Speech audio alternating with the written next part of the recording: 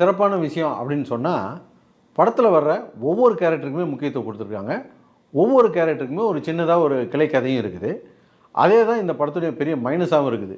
ஏன்னா படத்தில் மைய கதாபாத்திரத்துக்கு என்ன வேலை, என்ன கதை அப்படிங்கிறதே நம்ம கண்டுபிடிக்கவே முடியல.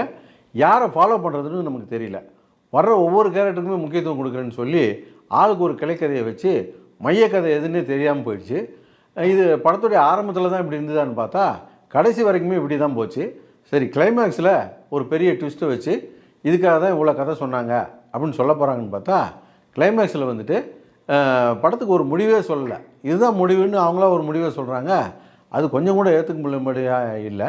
இந்த படம் ஒரு மொக்க படம் அப்படின்னு சொல்லி முற்றிலுமாக புறக்கணிச்சிடவும் முடியல. ஏன்னா படத்தில் வர்ற ஒவ்வொரு சீனுமே நல்லாவே எடுத்திருக்காங்க.